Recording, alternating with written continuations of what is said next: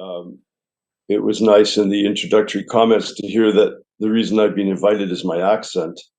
That accent is somewhat diminished this morning by either a cold or some response to the pollen that's plenteous here in Sydney. I'm not sure which, but in any case, I'm going to trudge on and share some thoughts with you on this notion of truth.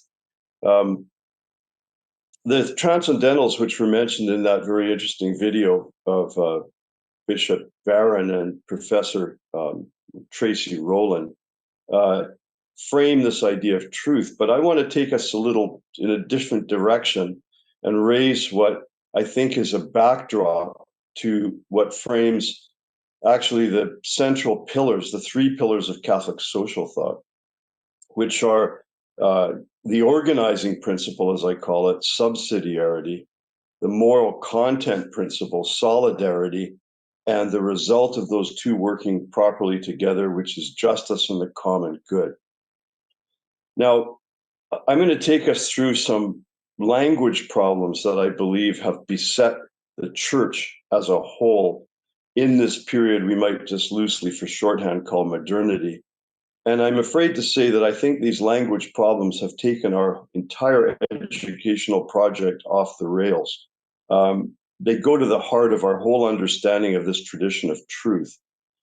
And I think they were unintentional. Years ago, a close friend of mine and a mentor, the late Thomas Langan from the University of Toronto, um, as we were discussing the problem of what's known as values language, said, you know, Iain, you're right about this problem about values. I was basing my analysis on a Canadian philosopher, George Grant, who was one of a growing list of philosophers to point out, as he put it, that values language is an obscuring language for morality used when the idea of purpose has been destroyed. And it was a concern of mine, and indeed one expressed at the Pontifical Academy when I addressed the social sciences group there some years ago under the able baton of Marianne Glendon, that this term values has crept into the church, or rather galloped into the church's documents, all the way down from encyclicals right into the social compendium in 2009 itself. And if Grant's right that it's an obscuring language for morality used when the idea of purpose has been destroyed, this has tremendous implications if we're using it within Christianity in general and Catholicism in particular. Why is that? Well, because the reality of truth that we get from the Greco Roman tradition is a linkage of two concepts: the Greek word techne, which means skills or art, and the Greek word telos, which means purpose or end. Now, the Greeks understood, and I think this to be absolutely foundational matter in relation to truth, that you can only evaluate a techne. And by the way, techne is where we get our English words technique, technician, and technology. You can only analyze a techne if you know its telos, what it's for. Now, what's happened in education over a very long period of time is that techne and telos have come apart. And we've focused increasingly on the technes of disciplines, not on their telos or their purpose.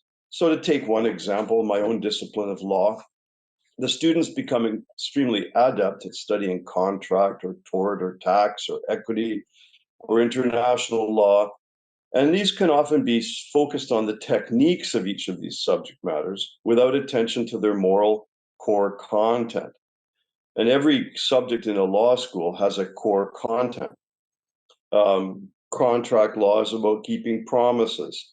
Tort law is about your neighbor, the duty of care that you have, and principles of causation. International law is kind of contract law, keeping your promises writ large in relation to treaties and so on. Criminal law is about guilt or innocence, right or wrong, and so on and so forth through every course in a law school. Now, you could say the same in medical school or in political studies programs or in education itself. What is the purpose of each discipline? So in politics, Aristotle said famously that the student of politics must first study the soul and virtues above all things. But in contemporary politics, the techne of politics has come to dominate and, in fact, virtually obliterate its telos. So now politicians, if you want to silence a room full of politicians, very difficult thing to do. But if you want to try that, just ask them what the purpose of politics is for a culture. Because what's happened is the techniques, particularly of party politics, and Belloc wrote a book on this with Cecil Chesterton years ago called The Party System. That idea of party politics has come to dominate the purpose of politics. In law, what is the purpose of law? Is it merely the techniques of each subject matter? No, it's justice and the common good, which we discussed earlier is the result of the three principles of Catholic social thought. So if in fact techne has come to dominate each discipline, and then the relationship between them breaks down as well, we have a serious problem of education.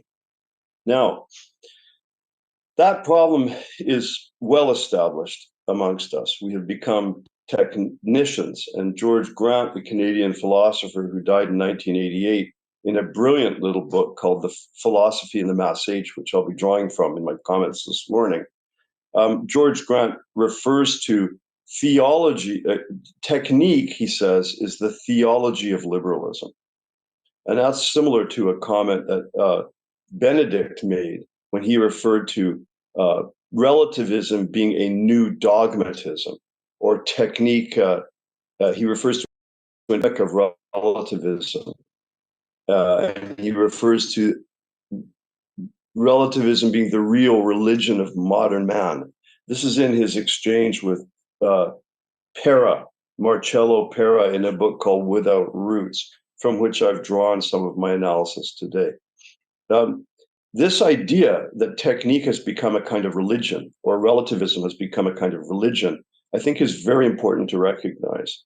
And it's important because one of the breakdowns we have in our thinking, and it's in the church as well as outside it, and it hampers not only our internal discourse and our understanding of what we are as a community, but it hampers our ability to engage the culture around us. Tracy Rowland made a comment about trying to appeal to the culture. And I've often thought that the metaphor that fits here is one suitable to an Australian audience, namely that of a lifeguard. One of the things a well-trained lifeguard has to learn is how to break the hold of a drowning swimmer. Because if the lifeguard isn't taught how to disengage from the drowning swimmer who will grab them, the drowning swimmer is likely to take them under and drown them as well. Now, I think something similar to that has happened when the church, probably for good reasons, tried to embrace the language of values.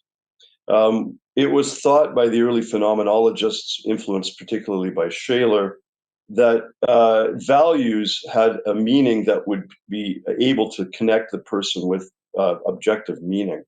But I'm afraid that was a mistake. And it's a mistake right from the top level of the church all the way down. It's in many encyclicals, it's in the compendium, it's in the catechism itself.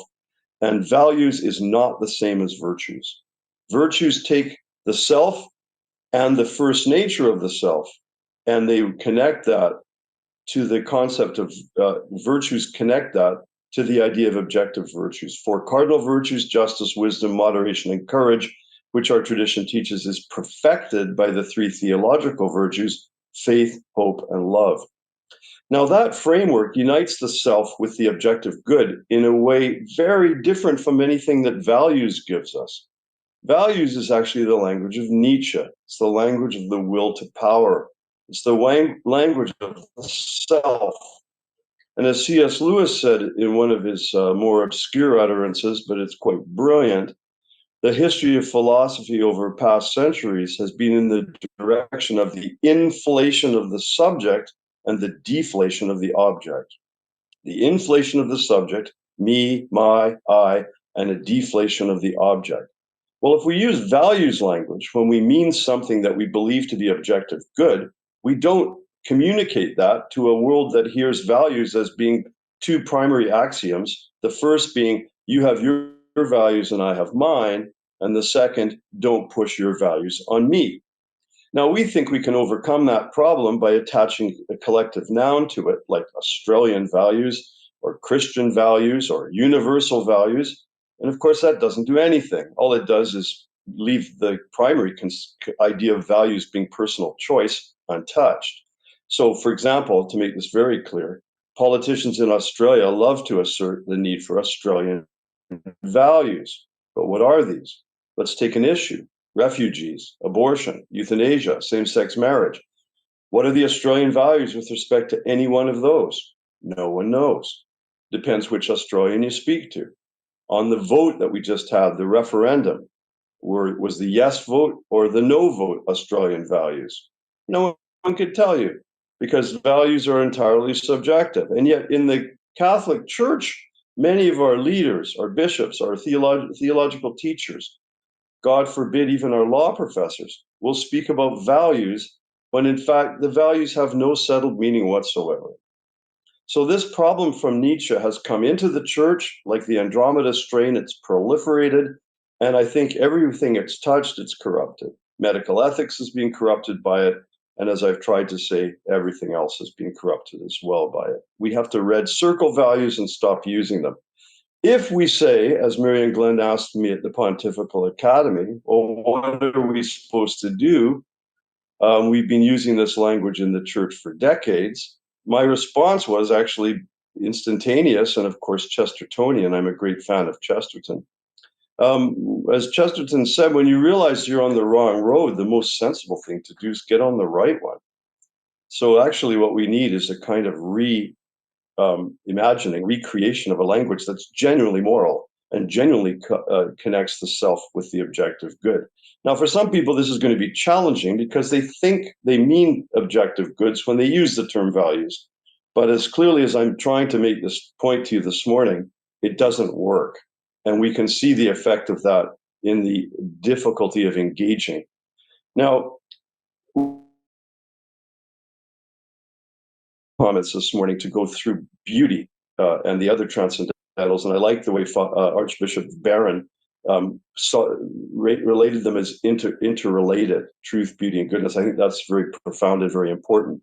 But the virtues are interrelated as well, and they provide a framework that makes sense, can be articulated in narrative. We know stories about the virtues, and they tell us about habits that change from our first nature as personality. I'm not a morning person. It's my personality. I need to be a more loving and engaging person. That can be habits through virtue till those virtues become second nature to me. All of this language of the virtues, their structure, the theological virtues, perfecting the natural virtues, the relationship between supernatural virtues and natural virtues, that's all being lost in the values articulations of modernity. My students, many of which were schooled in Catholic school, I don't say educated, sadly, because they haven't learned the structure, so they're not properly educated, come to me with no sense whatsoever of what the virtues are, which is a double disaster in a law context because one of the cardinal virtues is justice. Well, if they have no idea what a virtue is, how are we going to articulate for them the conception of justice? And how is the church going to understand that? That's a fundamental problem we face at the moment. So, how do we do it? Well, let me just quickly take you through what I think is the reality of things now, which is that what is true remains true whether or not you acknowledge it. This is really an important insight.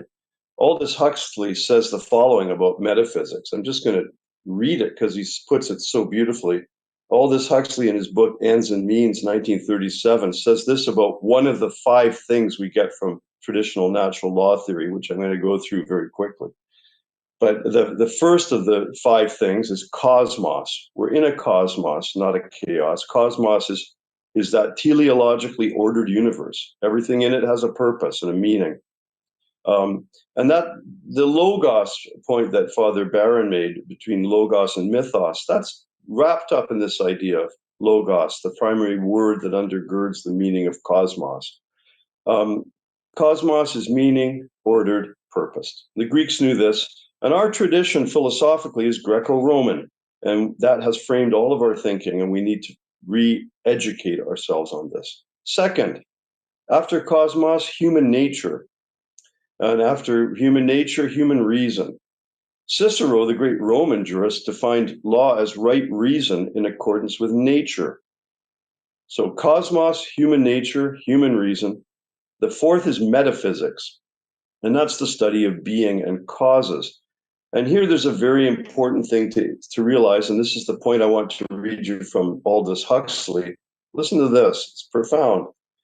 Men live in accordance with their philosophy of life, their conception of the world. This is true even for the most thoughtless. It is impossible to live without a metaphysic. The choice that is given us is not between some kind of metaphysic and no metaphysic. It's always between a good metaphysic and a bad metaphysic, a metaphysic that corresponds reasonably closely with observed and inferred reality, and one that doesn't. Now, I think he's right about that. When metaphysics is not explicit, when it's not articulated, it doesn't disappear, it becomes implicit and largely incoherent because it's not articulated, it's not actually analyzed. So, if you think about legal philosophy, which is one of the areas I teach, two of the greatest contributions to legal philosophy in the 20th century, I think both of them are massively deficient, but they're very powerful. And one dominates Australian law, and that's legal positivism, the separation of law from morals. Law is just about rules and powers. That's H.L.A. Hart at Oxford was the great theorist of that school. And he said his theory had no need of metaphysics. Similarly, John Rawls, in his famous 1971 book, A Theory of Justice, says his theory, he writes this in an essay, my theory is politically, says, not metaphysical. Well, they're both wrong. Their theories are deeply metaphysical. They assume rationality, for example, one of those five things that I told you, human nature, human reason. They assume that they're in a world of communication, of meaning. This is no small thing. As Chesterton once said, sometimes it's the really big things that we don't see. So education is important. And the problem of modernity and its incapacity to understand truth is rooted in the educational losses that really take strong wing in the 19th century. Newman, John Henry Cardinal Newman, in The Idea of a University, starts to speak about this very profoundly. Martin Darcy in 1937 writes a book called Christian Morals, where he says that the edifice of the relationship between Athens and Jerusalem, which framed our educational project, has been lost and is forgotten. He says that in 1937, has been forgotten. Martin Darcy was a frequent speaker at C.S. Lewis's Socratic Club at Oxford. And Lewis, for his part, in 1943 or thereabouts, writes a book called The Abolition of Man, which is extremely important and sets out a framework for natural law in a way that shows that the great laws of human communities span ethical and religious traditions. Truth is truth wherever it's found, and the set of true things contains all true things. So truth is truth where it's found in Buddhism, in Islam, and so on. That doesn't endorse relativism. It endorses the truth of the set of true things. Now, where things are partial, insofar as they're partial or confused, they're untrue, they're unhelpful. But it doesn't mean the truth there isn't true. Now, in our tradition, we have a principle from the Greeks called synderesis, which recognizes that there's a capacity in the human that draws us to the good. And this is very important because it's that synderetic dimension of us that draws us towards beauty, draws us towards the good, draws us towards the true, and draws us really out of this subjective relativism, which was described as the dictatorship of relativism by Benedict. He said we suffer from an epidemic of relativism, and he's right about that. But part of it is we are furthering that relativism by how we speak about the good and the true. We're our own worst enemies here within religion as well as outside of it. Who has faith? Everybody. Who's a believer? Everybody. So why are we addicted to speaking about unbelievers or communities of faith as if they're religious and all the other communities are not faith? That's just wrong. And yet it's extremely common. So when John Henry Newman says to act is to assume and to assume is to have faith, he's speaking about all human beings. Everybody has faith and everybody's a believer. Why are we speaking in these bifurcated ways? Similarly, let's stop talking about concepts badly like secularism. Secularism was a term coined in 1851 by George Jacob Holyoake in England. I've done some writing on this elsewhere. I don't have time to go into it now, but I just want to point out that his plan, and it's been largely successful, was to, as he put it, restructure the public sphere on a material basis, so he thought, banishing religion to the private sphere. Secularism is no friend of faith, no friend of religion. Now, what's interesting here is that there's been a move to have a kind of friendly secularism, which Sarkozy in France called laïcisme ouvert, or open secularism. Charles Taylor, the Canadian philosopher, picks this up. And unfortunately, the church has picked this up. And indeed, Benedict picks it up in that wonderful book with Marcello Pera. Now, being a Catholic doesn't mean we just become cheerleaders for the popes that we like. That's not a healthy position. And I believe, with the greatest of respect to a superb theologian and an extraordinary pope, that when he endorses the idea of open secularism, he makes a mistake. There's no such thing as open secularism, because secularism itself is an anti-religious project. And it was that from George Jacob Holyoake on. It's talking about open secularism is like talking about healthy botulism. Ça n'existe pas, as we say in France. It doesn't exist. So these mistakes, believer, unbeliever, faith, no faith, open secularism versus understanding secularism properly, failure to understand everybody has a metaphysics, whether they realize it or not. Failure to realize that natural law is a fact of being, whether people recognize that or not. What we are in is a world in which abstraction has come to dominate our conceptions of truth. Persons, which is the Catholic understanding, have been reduced to individuals, and individual autonomy, two Greek words, autonomos, meaning self-law. Individualism becomes the dominant frame of contemporary articulation. Virtues are to values as sex is to gender.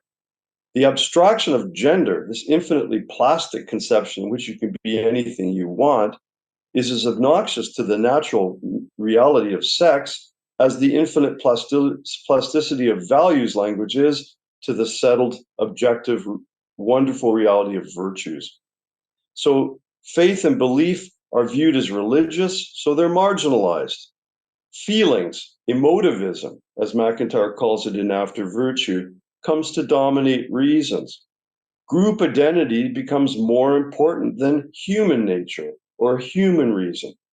And education in all this has lost its way. Only with a recognition of a natural law framework, starting from cosmos and building up, can we properly locate the anthropology and structure of the vital arteries that frame the Catholic Church and culture.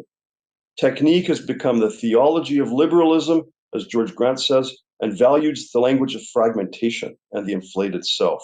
Therefore, to approach truth, the world of persons in relation, in communion, needs urgently an educational rebirth that is aware of the problems set out here as we step by step started to disassemble the Greco-Roman Jewish Christian synthesis without realizing we were doing it.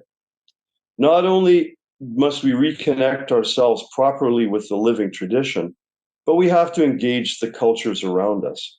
And that is indeed a task of involving beauty and a task involving a genuine embrace of truth. And that's what I wanted to share with you this morning. And I hope those comments have been useful. Thank you very much for listening.